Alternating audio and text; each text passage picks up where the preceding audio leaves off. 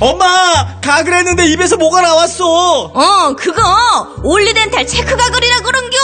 지금 쓰고 있는 가글 사용 후 확인해 보셨나요? 무색소, 무알콜, 무계면 활성제의 올리덴탈 체크 가글은 쉽게 나온 입안의 이물질을 눈으로 확인할 수 있습니다. 딴지마켓에서 판매 중입니다. 고민을 넣어주는 친구 쇼한 침대. 쇼한 침대가 고민을 들어준다고? 편안한 잠자리의 친구 쇼한 침대. 그렇게 편안하니? 머리부터 발끝까지 너무나 포근한 느낌. 오늘부터 내 친구 쇼한 침대. 어디에 있다고? 딴지마켓에 있네. 조중동부터 진보언론까지 왜 유독 문재인에게만 가혹한가? 왜곡된 여론전의 숨은 음모는 무엇일까? 조기숙 정치학 박사가 밝히는 왕따 정치의 실체와 7가지 비밀. 악의적 프레임에 맞서는 시민의 힘이 필요할 때 왕따의 정치학. 도서출판 위즈덤 하우스.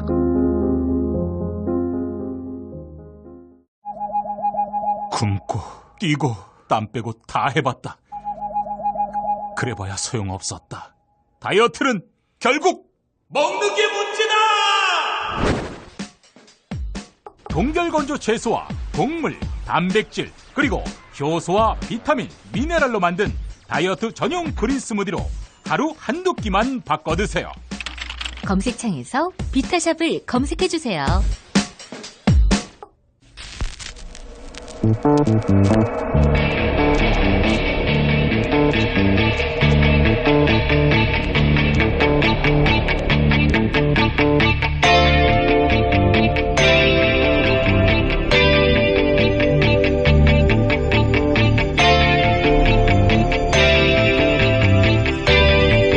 안녕하세요, 김호준입니다. 안철수 후보의 포스터가 화제입니다. 혹자는 파격적인 구도에 감탄하고 어떤 이들은 당명을 뺐다고 비판합니다. 대선이라는 게 그렇습니다. 어느 순간 대선 후보를 자신의 대리자로 감정이입하기 시작하고 평상시엔 별 문제가 되지 않았던 것도 죽고 사는 문제나 되는 것처럼 격해지기 시작합니다. 그럼 어느 순간 또 심판들이 등장하곤 하죠. 과열된 선거판, 난무하는 네거티브, 자제해야 한다. 이런 이야기가 나옵니다. 제 생각엔 그렇습니다. 가장 나쁜 선거는 가장 차분한 선거다. 자신을 대리할 후보, 다음 세상을 함께 만들겠다고 감정이입할 후보를 갖지 못했다는 거니까요. 그건 불행한 일이죠. 사기치지 않고 각자 자신이 가지고 있는 걸로 쌓아놓은 한 선거는 뜨거운 게 좋다. 다들 뜨겁게 각자의 방식으로 이번 선거에 참여하시길 바랍니다. 그게 건강한 사회죠. 김원준 생각이었습니다.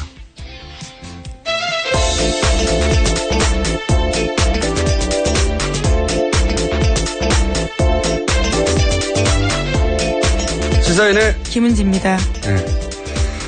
이제 뉴스가 대부분 후보들이 어딜 갖고 무슨 말을 했고 도배가 되기 시작했어요. 예, 그렇죠? 공식 선거운동이 시작돼서 그렇습니다. 예, 길거리도 이제 시끄럽고요. 예, 벽보도 붙어 있고 현수막도 보이죠. 이제 드디어 대선이 시작됐고 이게 3주밖에 안 남았어요. 예, 정말 시간이 빨리 갑니다. 자, 오늘 첫 번째 뉴스는 뭡니까? 예, 앞서 사드 이야기 드리겠는데요. 국방부도 사드 배치 마무리 및 운용이 사실상 차기 정부로 넘어갔다. 이렇게 시사했습니다. 원수에 이어진 뉴스네요, 이게. 예, 그렇죠. 네. 어제 마크 펜스 미 부통령이 방한하면서 백악관 외교정책 고문이 사드 배치에 수개월 걸릴 수 있기 때문에 차기 대통령 결정으로 이루어지는 게 맞다. 이런 이야기 전달해 드렸거든요. 근데 어제 외무부는 그게 아니고 원래 예정대로 할 거다. 네, 심지어 국방부에 물어보라 이렇게 이야기했었죠. 그러니까요. 그래서 기자들이 국방부에 물어봤습니다. 네. 그래서 문상균 국방부 대변인이 정례 브리핑에서 관련된 대답을 했는데요. 현재 진행되는 상황으로 봐서는 단기간 내에 마무리되기는 쉽지 않을 것으로 판단하고 있다. 이렇게 밝힌 거죠. 원래 5월 9일 대선 이전까지 한미 양국이 사드 배치 계속 서두르면서 사실상 알박기 하는 거 아니냐 이런 비판 나왔었는데요. 사뭇 분위기가 달라진 거죠. 미국이 입장을 바꿨어요. 사실은 이건 미국, 중국 간의 모종의 협상이 있었던 걸로 보여지고. 네, 정상회담을 했었죠. 예, 정상회담을 한 이후에. 그리고 미국 사드에 대해서 다소 유연한 입장으로 변한 것 같고. 그런데 이제 그걸 외교부는 당연히 부처에 불과하잖아요. 그것도 지금 정권이 탄핵된 이후에 부처에 불과하잖아요. 그러면 차기 정권이 결정할 문제라고 미국이 말하면 외교부도 당연히 그렇게 기본 입장을 정해야 되는데 외교부는 어제는 아니다 그대로 한다고. 미국보다 더 친미적이에요. 어떻게 사고방식이. 근데 국방부는 분위기가 바뀌어서. 네. 네, 또 어제 황교안 권한대행과 미국 부통령이 만났거든요. 이제 그런 것들이 반영된 것 같습니다. 미국 부통령과 함께 왔던 외교 정책이 그 말을 했거든요. 네. 사드는 차기 대통령이 결정한다고. 사실 이 멘트는 홍준표 후보나 또는 유승민 후보에겐 좀 불리한 정황이 벌어지게 되는 거죠. 사드 문제 가지고 각을 아주 세웠었는데. 그렇죠. 아주 세게 계속 안보 이야기만 했었죠. 예.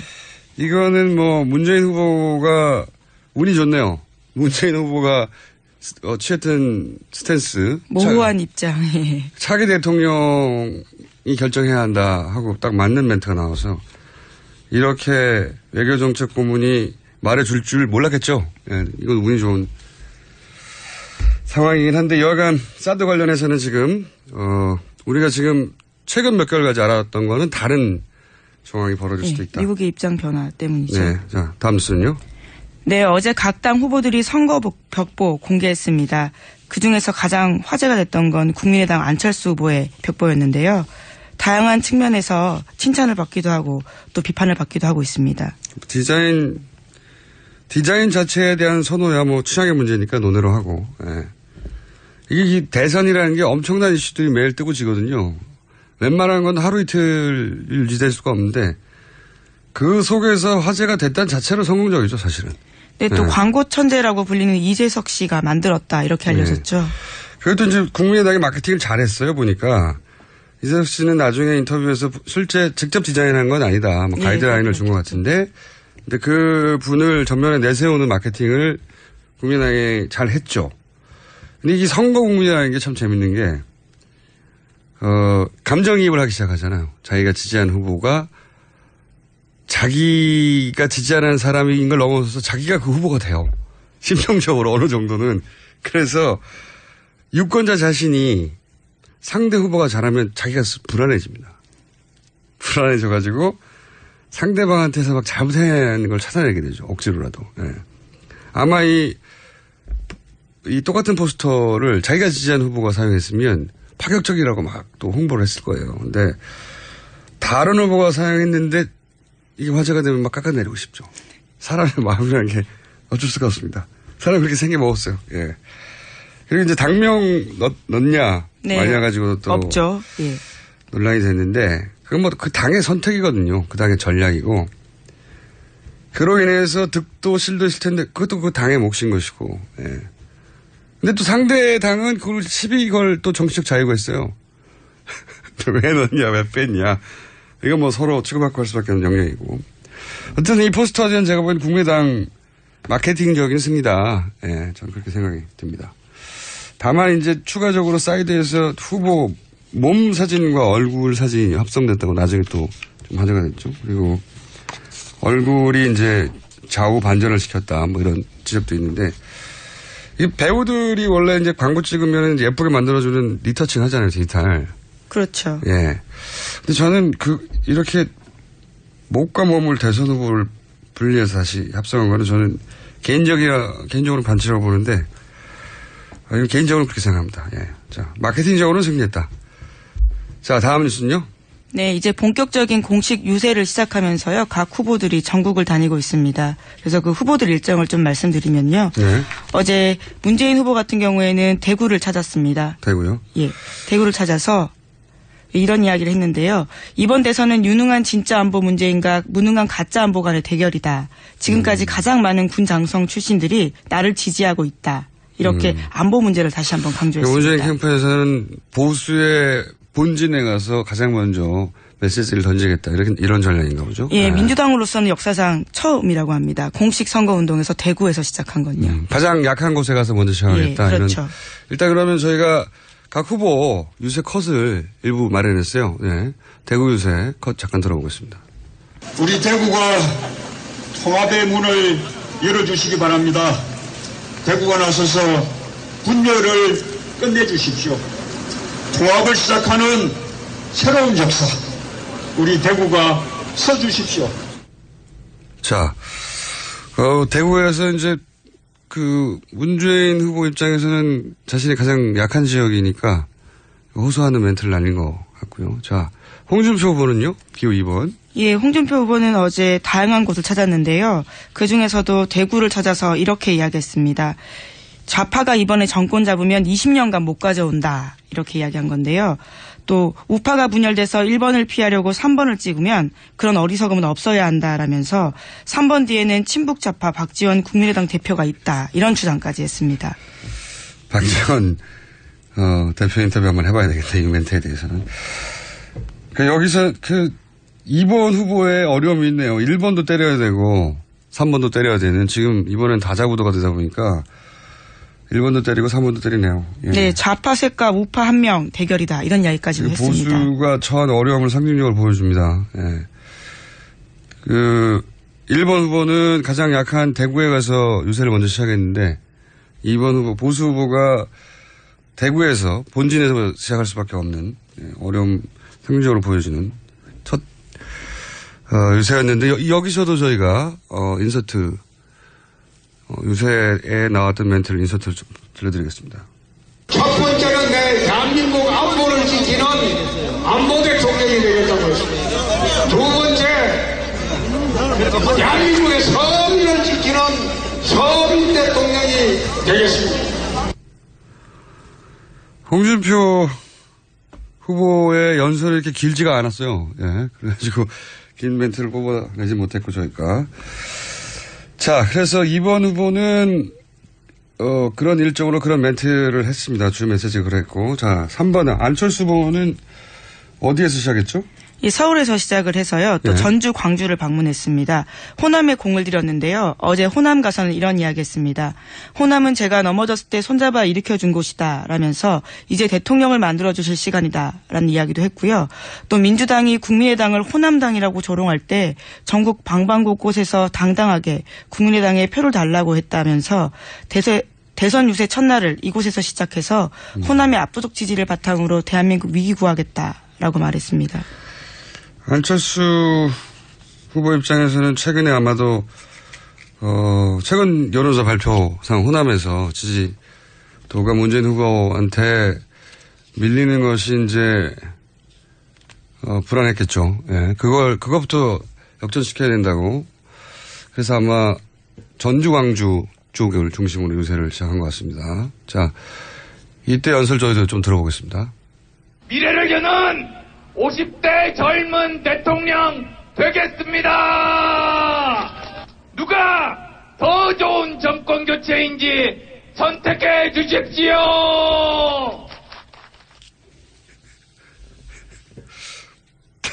죄송합니다. 갑자기 웃음이 나가지고. 연설 관련해서 가장 이제 화제가 되는 거는 역시 안철수 후보의 연설 내용을 떠나서 뭐랄까요. 예. 샤우팅? 예, 목소리가 계속해서 화제가 되고 있죠. 예, 정편에서 이제 루이 암스트롱에 비유해가지고 이제, 암스트롱 장법이라고 하기도 하고, 얇은 목소리를 좀 중저음으로 노력으로 바꾼 거죠, 의식적으로. 예, 연설할 때만 이렇게 이야기합니다. 예. 평상시에는 유권자 만날 때는 똑같은데요. 한편으로는, 그 노력이 얼마나 대단한가 하는 칭찬도 있고요. 근데 이제 연설할 때 이제 최근에 이렇게 뒤를 끄는 샤우팅 있지 않습니까? 뭐라 불러야 되는지 모르겠는데. 네, 소몰이라는 이야기도 있긴 있습니다. 소몰이 장법. 예, 온라인에서는요. 예.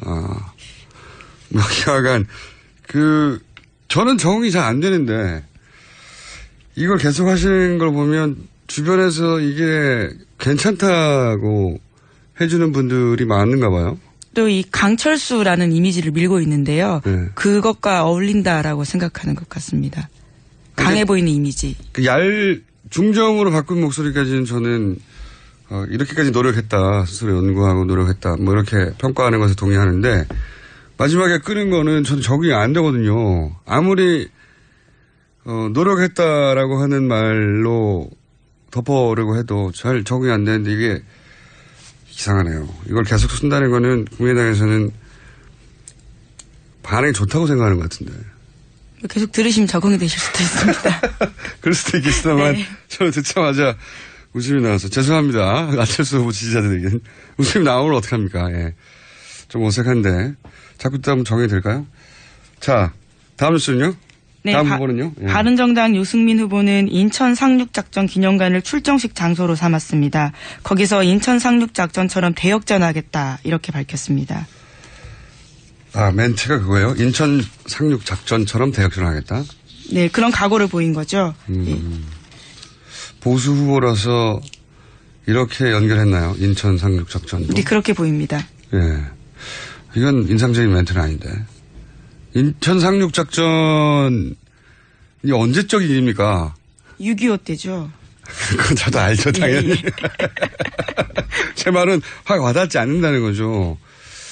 아, 이건 바른정당에서 뭔가 구호를 새로 만들어야 될 것 같은데. 자, 유승민 후보의 인천 상륙작전처럼 대역전 하겠다고 하는 연설은 저희가 구하지 못했어요. 예, 연설을 구하려고 했는데. 내일 유세 과정에서 나오는 또 다른 멘트는 또 현장에 연설음을 구하면 저희가 들려드리겠습니다. 다음 후보, 심상정 후보는요? 네, 심상정 후보는 다양한 노동계 관계자들을 만나면서 그 현장을 찾았습니다. 그리고는 홀대받는 노동을 당당하게 대접받는 노동으로 바꾸는 대한민국의 노선 전환하겠다 이렇게 지지 호소했습니다. 알겠습니다. 심상정 후보에게 딱 맞는 지역에서 장소에서 출발을 했네요. 네. 여기에서의 연설 역시 저희가 깔끔한 걸 구하지 못했어요. 이제 앞으로 후보님들 연설을 하시면 각 캠프에서 인터넷이나 유튜브나 좀 빨리 올려주셨으면 좋겠어요. 저희가 구해서 들려드리게.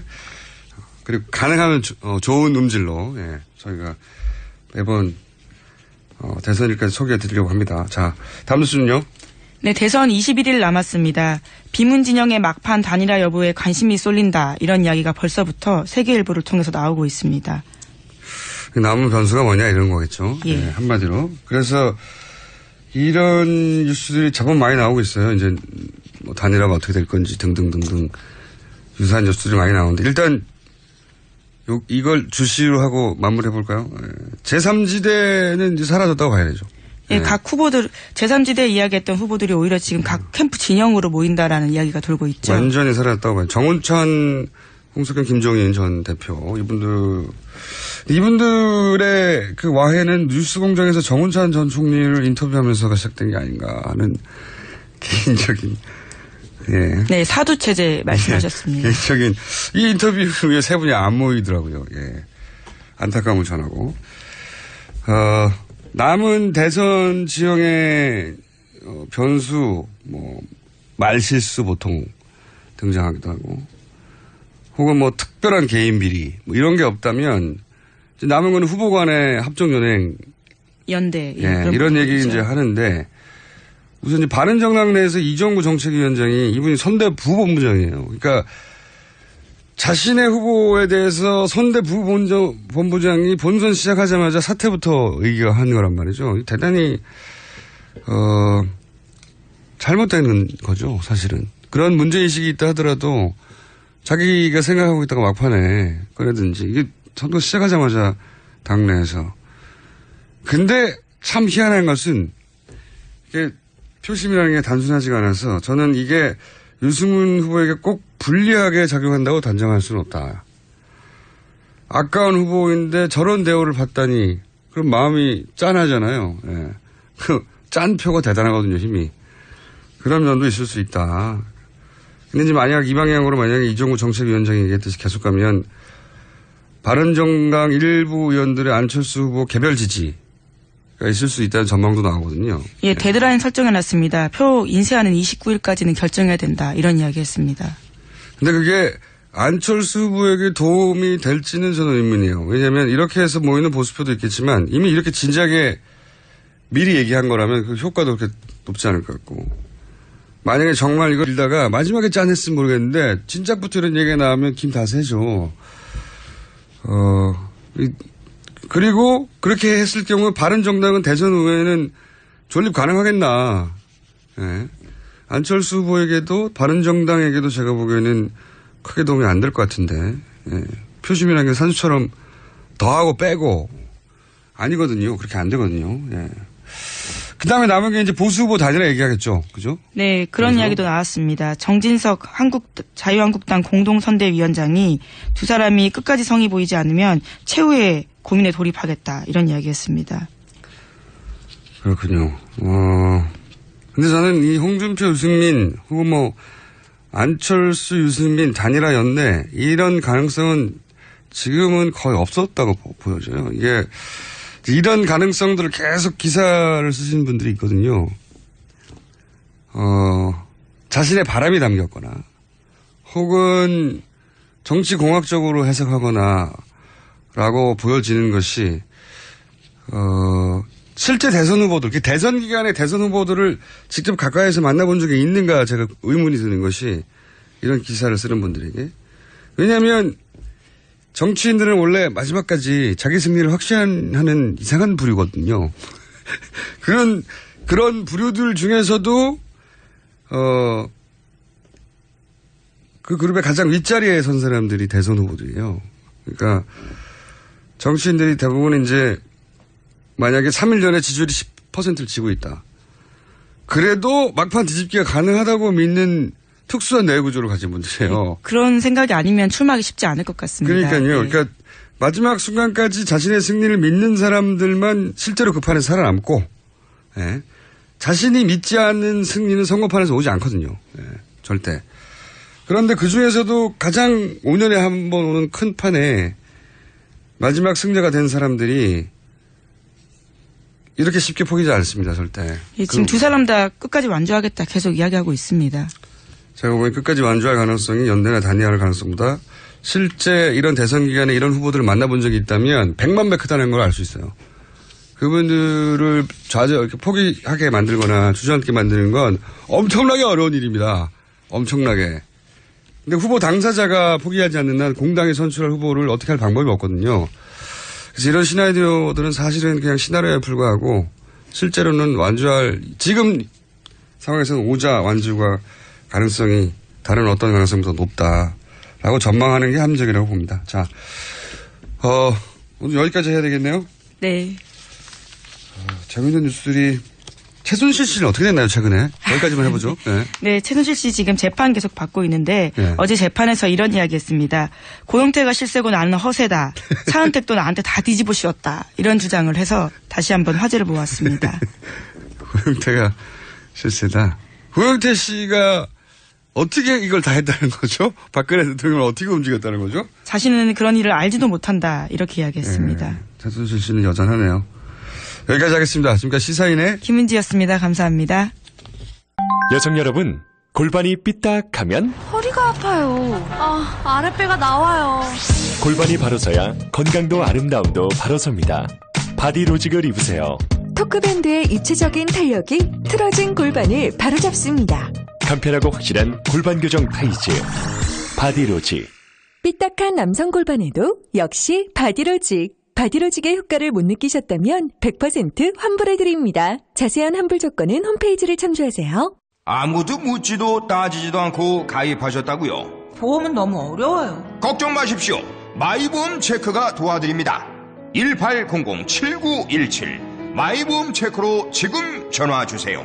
1800-7917 이미 가입한 보험이나 신규 보험도 가장 좋은 조건을 체크해서 찾아드립니다. 인터넷 한글 주소 마이보험.com 또는 카카오톡에서 아이디 검색 마이보험을 친구 추가하여 상담하실 수 있습니다. 똥은 싸고 다니냐? 미치도록 싸고 싶다. 빅동의 추억. 미궁 장사랑! 구렁이 똥 이뻤다. 장이 살아야 내 몸이 산다. 혈중 콜레스테롤 개선과 배변 활동에 도움을 주는 건강기능식품입니다. 빅동의 추억. 미궁 장사랑. 지금 검색창에 미궁 장사랑을 검색하세요.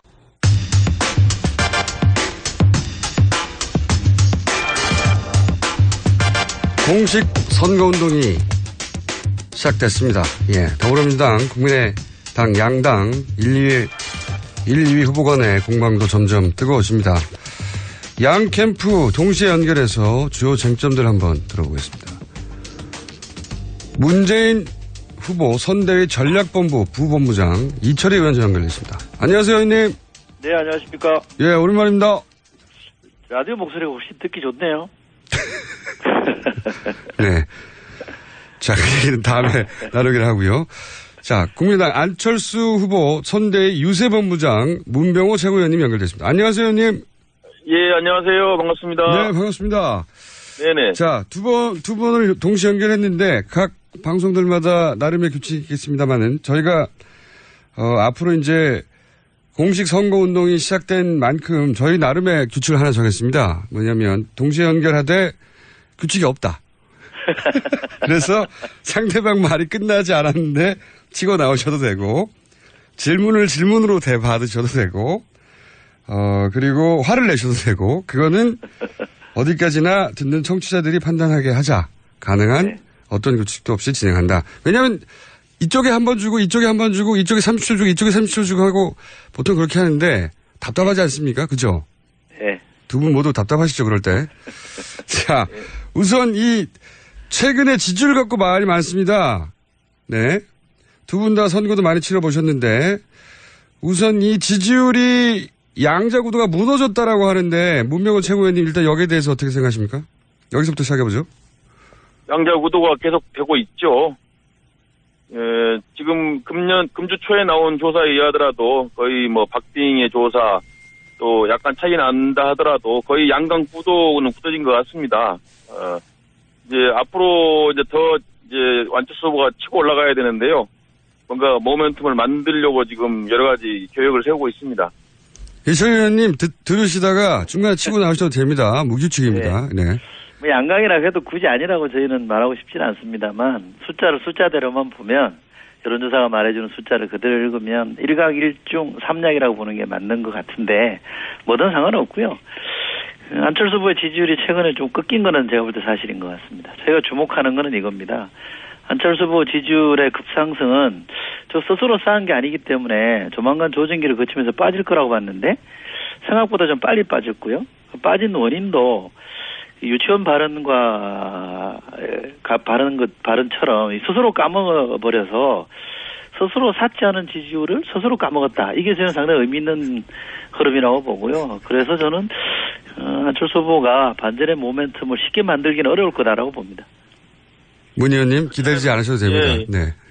예, 그렇지는 않다고 봅니다. 어차피 원래 뭐 지지율이라는 게 출렁거리는 것인데 일단은 그 안철수 후보가 갖고 있는 기본 캐파가 있어요. 기본 캐파가 있기 때문에 그 기본 캐파에 아직 많이 못 미칩니다. 그래서 앞으로 이제 이번 주에 뭔가 좀 새로운 전략으로 또 지지율 상승을 이끌 것으로 예상하고 있습니다. 두 분 좀 심심합니다. 저희가 무규칙과 이 대혼란을 바랬는데 너무 깔끔하게 각자 하실 말만 하시고 그러면 그 거꾸로 제가 중간에 한번 여쭤볼게요. 그 문 위원님. 네네. 이게 다시 반전 모멘텀을 마련하기 어려울 것 같다고 이철희 의원님 지적하셨는데 반전 모멘텀은 어떻게 만들어지는 거죠? 이번 지지율 상승은요, 저는 그렇게 봅니다. 안철수 현상부터 좀 봐야 되는데요. 이번 대통령 선거 프레임은 새로움 대 낡음, 미래 대 과거의 프레임입니다.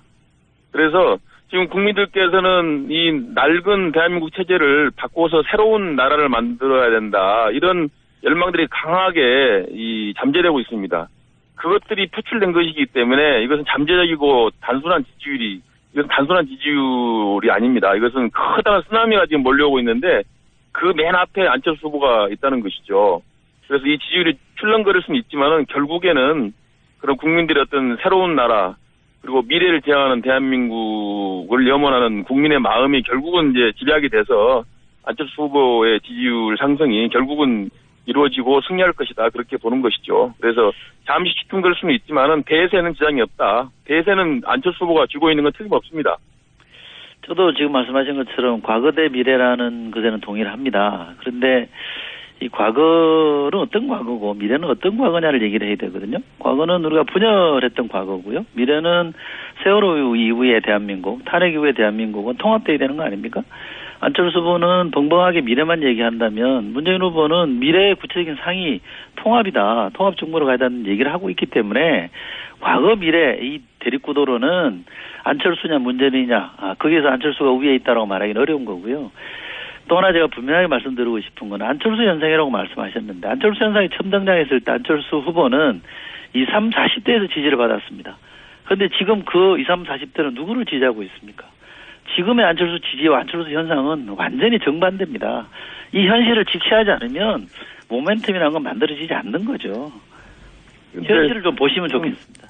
예, 그 분열 통합을 말씀하셨는데 제가 볼 때는 그 문재인 후보야말로 가장 그 반통합적이고 분열적인 후보 아니겠습니까? 당내 세력도 통합 못하시면서 저 같은 사람도 끌어안지 못하시면서 무슨 놈의 국가를 통합한다는 것입니까? 오히려 지금 통합하고 하는 것은 소가 웃을 일이고요. 호박에 죽은다고 소박 됩니까? 저는 문재인 후보가 통합 우르르 한 게 저는 정말 어처구니가 없고 정말 실소가 나옵니다. 같이 할 수 있는 분들이 있고요. 정치는 생각이 다르면 저는 생각이 다르고 비전이 다르고 노선이 다른데 꼭 같은 당에 있어야 되느냐 저는 그렇게 보지는 않습니다. 당을 달리할 수 있는 거죠. 그런데 그때 총선 전에 당을 달리해서 나가신 이후에 지금 더불어민주당은 그야말로 더불어 같이 가고 있지 않습니까? 그리고 국민 지지율이 정당 지지율 50% 넘어가고 있지 않습니까? 이 정도면 통합의 리더십이라고 말할 수 있는 거 아닌가요? 글쎄 더불어 같이 간다는 것도 저는 이해가 안 되고요. 지금 당내에서도 아니 같이 안 가고 김종인 대표 탈당을 했고 또 박영선 의원이라든 또 지금 이재명 시장, 안희정 지사에 대해서도 통합이 잘 안 되잖아요. 결국은 그냥 거칠로만 지금 같이 하고 있는 것이지 실제 그쪽 지지자들이나 그쪽 내부에서는 반문재인의 입장을 갖고 있는 게 저는 그 사실이라고 봅니다. 그래서 저는요. 이 흐름은 갈수록 저는 이제 확산될 것이고 결국 통합이고 결국은 국민들 같이 할 수 있는 후보는 결국은 안철수 후보다. 안철수 후보가 이제 양쪽 또 국민 전체를 통합할 수 있는 그런 리더십을 갖고 있다고 생각하고 있습니다. 저는 이렇게 생각합니다. 어느 정당에도 어느 정도 불협화음은 있을 수 있다고 보고요. 예컨대 문병호 최고위원님도 당회의 할 때 박지원 당대표 이 손으로 물러나 이런 얘기 하실 수 있잖아요. 그런 정도 불협화음이나 잡음은 어느 정당에나 있을 수 있는 겁니다. 문제는 그 정당을 이끌어가는 사람이 그런 거를 잘 정리해내느냐가 중요한 건데 지금 저희 당에서는 그런 게 다 정리가 됐지 않습니까? 그런데 자꾸 다른 당에 있는 얘기에 대해서 과장해서 말씀하시죠. 그게 과거에 잘못된 분열된 정치 행태 아닙니까? 그러지 않았으면 좋겠고요. 자기 당의 문제는 자기 당이 풀고 그것이 집 밖으로 심각하게 노출될 때 조언을 해주는 거는 필요합니다만 저희 당은 지금 굉장히 잘 가고 있는데 통합된 구도를 유지하고 있는데 마치 문제가 있는 것처럼 강변하시는 거는 그 사실관계가 잘못된 거 아닌가요? 문제가 많죠. 지금 문재인 후보께서 국민들로부터 지지를 못 받는 이유가 패권입니다. 독선 패권. 자, 일 때문에 국민들로부터 지지를 못 받는 건데. 두 분 아주 마음에 들게 잘 싸우고 계신데요. 주제를 또 딴 데로 넘어가 보죠. 자, 그 부분은 충분히 듣는 청취자분들이 판단하실 것 같고요. 충분히 말씀하셨어요. 포스터는 어떻게 생각하십니까? 포스터가 큰 화제가 됐는데. 저는 저는 이게 그냥 그 포스터 경진대회 나갔더라면 안철수 후보의 포스터가 굉장히 잘된 포스터라고 저는 봅니다. 상당히 좀 파격도 있고요. 괜찮다고 보는데. 화제가 돼서 부러우신 건 아니고요, 혹시? 아니요, 전혀 저는 그렇지 않습니다. 제가 과거에 국회의원들 이 포스터 만들 때 조언을 많이 해보면 이 정당 지지율이 없는 당의 후보일수록 정당명을 빼고 싶어 하거든요. 저는 그런 점이 반영됐다고 봅니다. 그런데 우리 헌법에 보면 정당을 보호해주게 돼 있거든요. 헌법에 정당을 보호해주는 걸 분명히 명시하고 있어요. 그건 무슨 얘기냐면 정당 정치를 하자는 얘기고 정당 정치는 책임 정치 차원에서 정당 정치가 중요하다는 것을 헌법에 명시하고 있기 때문에 그런 점을 충분히 감안해야 된다는 거고요. 안철수 후보가 대통령이 되더라도 정당과 의회는 존중해야 되지 않습니까? 그게 민주주의 정신이거든요. 그런 민주주의 정신도 제대로 구현하기 위해서라도 저는 정당명이 들어가야 되는 거고 만약에 40석이라는 게 너무 이게 급조된 미니 정당이기 때문에 그걸 좀 숨기고 싶었다. 그래서 이걸 뺐다라고 그러면 그야말로 꼼수인 거죠. 일국의 대통령이 되겠다고 하신 분은 정당 이름을 당당하게 써서 본인의 가치와 민주주의적인 가치와 정신을 분명히 드러내고 본인이 처한 현실을 그대로 알려드리고 이걸 어떻게 극복해 나가겠다는 얘기를 해야지. 이거 어떻게 꼼수로 정당명을 슬쩍 빼버립니까? 그건 굉장히 잘못된 거라고 저는 봅니다. 문 의원님 안 기대하셔도 됩니다. 예. 일단 포스터 전략을 성공한 것 같습니다. 민주당에서 이렇게 관심을 가지고 지적해 주시고 또 언론에서도 이번 포스터에 대해서 굉장한 관심을 가지고 보도도 많이 되고 있고요. 관심을 불러일으키지 않습니까? 일단은 실제로 성공했다고 보고요. 일단 우리 안철수 후보께서는 뭔가 혁신과 미래를 이해하고 계십니다. 그래서 뭔가 기존 틀에 벗어난 새로운 비전을 제시하고 있거든요. 그것을 포스터에서 보여준 거죠. 꼭 굳이 과거의 틀에 묶여가지고 꼭 뭘 써야 된다. 당 이름을 꼭 써야 된다. 이것도 저는 과거의 틀에 묶여 있는 것이라고 생각합니다. 지금 그 포스터에 보면은 색깔이 나와 있고 색깔이 이제 녹색이 조화되어 있고요. 그 다음에 국민이라는 표현이 들어가 있지 않습니까? 그러니까 꼭 당 이름을 안 쓰더라도 그 당의 이미지가 충분히 반영이 된 것이죠. 그리고 국민들이 봤을 때 저게 국민의당 안철수 후보구나 이렇게 느낌이 되는 것이지 거기에 꼭 국민의당 이름 써야 되는 것이라고 말하는 것은 그야말로 과거의 관점이다. 그렇게 말씀드립니다. 아니 정당이 엄연히 존재하고 있는데요. 그 정당명을 쓰는 게 과거에 묶여 있는 거라고 보는 것 자체가 저는 도저히 납득할 수가 없고요. 아니 국민의당 명 썼잖아요. 그 이름만 국민은 안 썼어요. 그러니까 이미지나 모든 면에서 다 표현이 돼 있지 않습니까? 그것이 이제 프로의 기법이라고 봐야죠. 문병호 의원님, 국민이라는 단어가 들어가면 그게 국민의당입니까? 아니 어떻게 그런 발상을 하십니까? 그리고요, 제가 더 심각하게 보는 거는 국민이 이긴다 그랬잖아요. 안철수 후보가 이기면 국민이 이기는 거고 문재인 후보가 이기면 국민이 지는 겁니까? 국민이 그렇게 편을 나눠요? 그건 아니죠. 그러니까 누가 이겨도 국민이 이기는 거 아닙니까? 그 낡은 과거의 대한민국에는 격지를 부리십니까? 부패 정치에는 국민이 없죠. 기득권자들만 있고. 근데 이제 이 새로운 정치에는 이제 국민이 주인이라는 겁니다. 과거의 그 대한민국 정치는 국민이 주인이 아니에요. 기득권자가 주인이지. 그러나 이제 새로운 시대는 국민이 주인이기 때문에 국민이 이긴다 그런 거죠. 문재인 후보가 이기는 것은 패권이 이기는 것이고 안철수 후보가 이기는 것은 국민이 이기는 겁니다. 그래서 국민이 이긴다는 표현을 문재인 후보가 이기면 패권이 이기는 거 국민이 이기는 게 아니면 문재인 후보를 지지하는 40% 50% 국민은 국민 아닙니까? 물론 그런 후보 지지하는 국민은 잘 싸우십니다. 꼭 과거에 근데요. 꼭 문재인 후보가 적폐 세력 말씀하시는데 그야말로 잠깐만요. 문재인 후보께서 적폐 세력이 안철수 후보 지지한다 그래서 그러면 안철수 후보 지지하는 후보는 적폐 세력입니까? 그건 아니라고 후보가 분명히 얘기했잖아요. 문재인 후보가 그건 아닙니다라고 분명히 정리를 해줬는데 그러니까 지금 문병호 우리도 문재인 후보를 지지하는 국민이 아니라고 한 바가 없어요. 국민이 왜 국민이 아닙니까? 그러면 안철수 후보 포스트에 새로운 정치 과거 정치 프레임을 얘기한 거예요.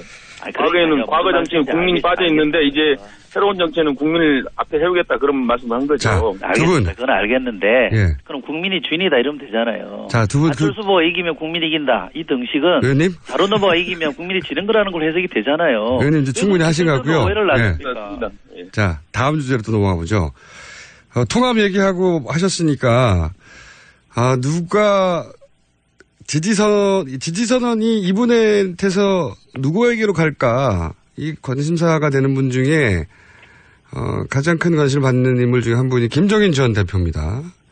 김종인 전 대표가 우선 이철희 의원께 여쭙겠습니다. 민주당 출신이니까.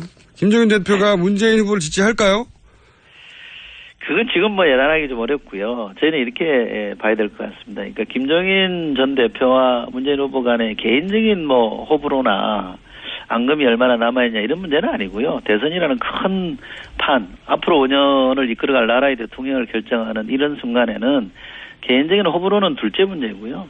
비전이나 가치의 문제입니다. 예를 들면 김종인 전 대표가 통합정부라는 걸 말씀하시면서 출마 선언을 했잖아요. 지금은 이제 접긴 하셨습니다만 또 평생을 경제민주화에 바쳐오셨잖아요. 그러면 문재인 후보가 통합정부 또는 경제민주화, 김종인 전 대표가 지향했던 가치 이걸 얼마나 수용하고 함께하느냐 이게 중요한 포인트지 개인적 앙금이 얼마나 있느냐 없느냐 이건 저는 전혀 중요하지 않다고 보거든요. 그런 차원에서 두 분이 이런 어젠다를 놓고 가치를 놓고는 저는 같이 갈 수 있다.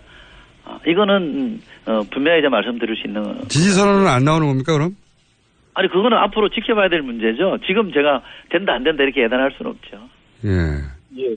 그 김종인 대표님과 얘기를 해 보면은요. 김종인 대표께서는 이제 지금 대한민국이 위기다. 이 위기에 빠진 대한민국을 살려야 한다. 그런 그 소명의식이 많으신 것 같아요. 그래서 어느 후보가 과연 현재 그 대한민국의 어려움을 극복할 수 있느냐, 해결할 수 있느냐 그런 걸 보시는 것 같습니다. 그래서 아마 개인적인 뭐 친소 관계를 떠나가지고 문재인 안철수 문재인 후보 중에서 누가 과연 이 나라를 살릴 수 있느냐 이것이 관점이라고 보는데요. 김종인 후보께서는 이제 앞으로 그런 관점에서 어느 후보가 더 유능한가 그 부분을 보겠죠. 그런데 제가 볼 때는 안철수 김종인 조합이 가장 효과적이고 가장 국민들이 봤을 때 좀 더 나라를 살릴 수 있는 조합이 아닌가 지금 그렇게 보고 있습니다. 그런 가능성이 있을까요? 제가 궁금한데. 저는 가능성이 있다고 봅니다. 그러면은 확률로 보자면 문재인 지지 선언을 한다. 안철수 지지 선언을 한다. 누구도 지지 선언을 하지 않는다. 각각 얼마나 정도 됩니까? 그분이 그 킹메이커는 안 하겠다는 말씀을 하셨고요. 그래서 아마 구체적으로 누구 손을 들어주는 구체적으로 나는 누구누구를 지지한다 이렇게 말씀하시지는 않을 겁니다. 그러나 그분이 하는 말씀을 들어보면 저게 누구랑 뜻을 같이 하는구나. 누구가 지향하는 바를 공감하고 계시는구나를 알게 될 텐데 그런 점에서 보면 통합을 내세우고 경제민주화, 재벌개혁하겠다, 검찰개혁하겠다는 민주당과 문재인 후보랑 함께 할 거라고 저는 봅니다. 지금 저는 제가 봤을 때 지금 현재 입장에서는 누구도 지지 않을 가능성이 가장 높다고 보고요. 단 이제 안철수 후보냐 문재인 후보냐 둘 중에 한 명을 꼭 골라야 한다라고 하면은 안철수 후보를 선택할 걸로 보고 있습니다. 왜 그런지는 전혀 말씀 이미 문재인 후보께 이미 떠났는데 다시 그걸 들어가겠습니까? 그건 안 되죠. 제가요 그 김종인 전 대표 시절에 전략기획위원장을 오래 같이 해서 모셔봤던 입장인데요. 제가 공사석에서 가장 많이 들었던 게 안철수 후보에 대한 비판이었습니다. 그건 저도 그 양으로 따지면 많은 얘기 나눠봤는데 문재인 후보에 대해서 가장 안 됩니다. 가장 또 계십니다. 그건 뭐 똑같은. 그러니까 자꾸 그런 거 가지고 판단하실 거라고 보지 마세요. 아니 그러면 글쎄요. 각자 현재 앞으로 변화할 수 있는 가능성이 안철수 후보가 더 많기 때문에 저는 안철수 후보께서 뭔가 새로운 김종인 후보께서 선택할 수 있는 새로운 모멘텀을 만들어야죠. 두 분이 각자 사석에서 상대 후보에 대해서 김종인 전 대표가 한 이야기 중에 하나씩만 공개해 주시면요. 그건 말씀드리기 곤란하죠. 알겠고요. 자, 그럼 바른정당이 안철수 후보 일부 의원이죠. 일부 의원이 바른정당이 안철수 후보를 지지할 거란 얘기도 나오는데 이건 어떻게 평가하십니까, 두 분? 유일로 의원요? 네네, 바른정당의 일부 의원이 안철수 후보를 네네 지지할 수도 있다. 물론 한 건 아니고 아직. 네. 그래서 저희 국민의당은 뭐 당대 당 관계에서 연대를 하거나 할 생각은 없고요. 바른정당의 뭐 의원님들이 안철수 후보를 지지하는 것을 환영하고 뭐 좋다고 생각하고 있습니다. 그리고 뭐 앞으로도 저희는 뭐 민주당이 됐건 바른정당이 됐건 뭐 사안에 따라서는 옳은 방향으로 가는 문제에 대해서는 공조할 수 있다고 생각하기 때문에 큰 문제는 없다고 보고 있습니다. 저는 바른정당의 결정 자체에 대해서 뭐 왈가불가할 생각은 없는데요. 저희 민주당이 좀 거슬러 올라가 보면 2002년에 노무현 대통령 후보 시절에 후보 교체론이 나왔잖아요. 네. 사퇴론도 나오고 그래서 어떤 정당이 합법적인 절차를 통해서 뽑은 후보를 지지율 때문에 그만해라, 바꾸자 이런 얘기하는 거는 저는 민주주의에 위반되는 잘못된 행태라고 봅니다. 이런 거 하면 안 되고요. 개인적으로 저는 바른정당이 당이 만들어질 때나 유승민 후보를 뽑을 때 사실상 이번 대선에 이기기 어렵다라는 거는 그분들도 다 아셨을 거 아닙니까? 그러면 지금 바른정당이 해야 될 일은 보수를 수구 보수에서 개혁 보수로 바꿔내는 이게 제일의 과제이고 숙명이라고 본다면 거기에 집중하는 게 맞고요. 거기에 집중하려면 이번 선거에서 끝까지 완주하고 왜 개혁 보수로 가야 되는지 목소리를 끝까지 내는 게 전 중요하다고 보기 때문에 어떤 결정을 하든지 뭐 제가 왈가왈부할 건 아니라는 전제하에 바른정당이 중심을 잘 잡고 유승민 후보가 개혁 보수의 길을 끝까지 가는 게 전 좋다고 봅니다. 예, 이철희 의원께서 이제 민주당의 바람을 말씀하신 걸로 이해하겠습니다. 예, 알겠습니다. 자, 마지막으로 저희가 대략 5, 6분 정도 남았는데 두 분의 이름이 실검회에서 각속 중입니다. 아주 사람들이 많이 듣고 있나 봅니다. 각 캠프에서 상대 캠프의 지금 문 후보 아들 문제나 뭐 문 후보의 가구 이야기 혹은 안 후보의 부인 문제나 뭐 UFW 발행 문제들이 있는데 각각 하나 정도 혹은 둘 가장 치명적이라고 생각하는 상대의 어떤 검증 포인트 문제 제기를 해주신다면요. 먼저 이철희 의원 먼저 해보시면요. 문병호 단장님 먼저 하시죠. 네, 그러시죠 그럼. 네. 예, 양보도 하시고 문 후보님의 아들 문제가 가장 치명적이라고 생각하고 있습니다. 지금은 젊은이들도 그렇고 또 전반적으로 이제 청년 일자리 문제가 가장 중요한 이슈로 떠오르지 않습니까? 또 지금 국민들이 관심 갖는 것은 반칙과 특혜입니다. 이 실력과 능력에 따라서 취직도 되고 이 사회의 어떤 구성원이 돼야 되는데 지금 대한민국이 돈과 빽이 있으면은 다 해결되고 돈 없고 빽 없는 사람들은 다 뒷전으로 밀리고 이런 것을 바꿔야 한다. 이것이 국민들의 가장 큰 염원입니다. 그 점에서 봤을 때는 역시 이제 문재인 후보의 아들이 채용됐을 때 특혜를 입었고 또 그 후에 무슨 유학을 가고 또 퇴직금을 37개월째를 받고 해서 보통 사람이 누릴 수 없는 그런 특혜를 누렸다. 이것이 지금 국민들이 보는 관심이거든요. 그리고 이 문제는 대단히 중요하다고 봅니다. 왜냐하면 대통령이 되실 분이 그런 식으로 사적으로 어떤 공적 기관을 이용했다. 이것은 있을 수가 없는 거죠. 그래서 이 문제에 대해서 굉장히 관심을 갖고 지금 저희가 많이 문제제기하고 있는데 지금 국민들이 봤을 때도 속 시원하게 해명이 안 되고 있어요. 여러 가지 서류 제출 과정이나 기간이나 여러 가지 봤을 때 의혹들이 있기 때문에 이 부분에 대해서 좀 더 속 시원하게 해명해 주시기 바라고 자료도 제출해 주시기 바라고 그렇게 해서 이 문제가 아마 이번 대선에 가장 큰 쟁점이 될 것으로 그렇게 예상하고 있습니다. 저는 문병호 본부장님께서 이걸 기정사실로 말씀하시는 거는 좀 잘못이라고 보고요. 의혹을 제기하는 거는 그럴 수 있다고 봅니다만 사실로 기정사실을 하면 안 되고요. 의혹이 틀린 겁니다. 이게 2007년에 지금 이제 대선 후보로 나와 있는 홍준표 당시 환경노동위원장이 이 문제에 대해서 노동부에다가 고용노동부에가 감사를 해라 이렇게 요청을 해서 감사가 강도 높게 이루어진 것이고 감사 결과를 국회에 보고했을 때 다 수용한 거거든요. 홍준표 후보가 당시 위원장으로 있을 때 다 수용한 겁니다. 그게 어떻게 돼 있냐면 일부 절차적으로 오해를 받을 여지가 있으나 특혜는 없다 이렇게 분명히 다 못을 받고 있습니다. 그때는 노무현 정부 시절이니까 그렇다고 칩시다. 그럼 2010년에 MB정부 때 이명박 대통령 시절에 또 감사를 했어요. 그때도 문제없다는 게 나왔단 말입니다. 그때가 MB정부가 어떻게 한 정부입니까? 전직 대통령, 노무현 전 대통령을 검찰 수사를 해가지고 결국 서거하게 만들었던, 다시 말해서면 전 정부의 핵심, 대통령을 비롯해서 핵심들에서 탈탈 털었던 정부 아닙니까? 그 정부가 문재인 후보에 대해서 만약에 부정이 있었다면, 아들 채용에 부정이 있었다면 그걸 그냥 내버려 두겠습니까? 탈탈 털은 거 아닙니까? 그런데 안 나왔기 때문에 의혹 제기를 못한 것인데 이미 다 검증되고 확인된 얘기를 다시 꺼내는 거는 정치 도의적으로도 저는 그렇게 하면 안 된다고 봅니다. 검증이라는 거는 새로운 팩트를 들고 나와서 문제 제기를 해야 되는데 지금 나왔던 얘기들은 다 과거에 나왔던 얘기고 다 설명이 됐던 얘기 아닙니까? 그러지 않았으면 좋겠고요. 저는 안철수 후보는 안철수 후보 캠프 쪽에서 이 반문재인 컴플렉스 좀 벗어났으면 좋겠습니다. 모든 게 문재인에만 반대하면 뭔가 될 것처럼 생각하시고 안철수 후보는 TV 토론 나와서도 계속 문재인 후보가 아니라는 주장만 해요. 그러면서 본인이 흥분하게 된 거 아닙니까? 그렇게 되면 국민들에게도 신뢰를 못 주기 때문에 이제는 반문재인 컴플렉스에서 벗어나서 그냥 하고 싶은 얘기, 본인이 왜 대통령이 돼야 되는 얘기를 하세요. 그런데 집중하는 게 더 저는 먹힐 거라고 보거든요. 저는 그렇게 충원드리고 싶습니다. 문 의원님? 근데 해명이 좀 안 됐어요. 그리고 새로운 사실도 많이 드러났고요. 그래서 이 문제에 대해서는 좀 더 적극적으로 해명하시고 국민들이 그거 일단 이 문제에 대해서 불신하고 있고 궁금해하고 있지 않습니까? 국민의 관점에서 눈높이에서 봐야죠. 충분히 해명된 사안이고요. 지금 잘 해명이 안 됐다고 봅니다. 고용노동부 감사에도 보면 절차적으로 문제가 있었으나 이 문제는 디테일하게 얘기를 들어보세요. 특혜는 없었다라고 못을 받고 있지 않습니까? 두 번의 감사에서 그렇게 결론이 나는데 왜 그걸 못 믿으십니까? 아니 감사 보고서에서도 징계 요구도 했고요. 뭔가 의혹이 있다고 인정을 했어요. 이철희 의원, 그러니까 문병호 최고위원이었습니다. 예. 감사합니다. 다음 주에 꼭 나와주십시오. 예, 고맙습니다. 네, 고맙습니다. 네네. 김원준입니다. 3부에서 뵙겠습니다.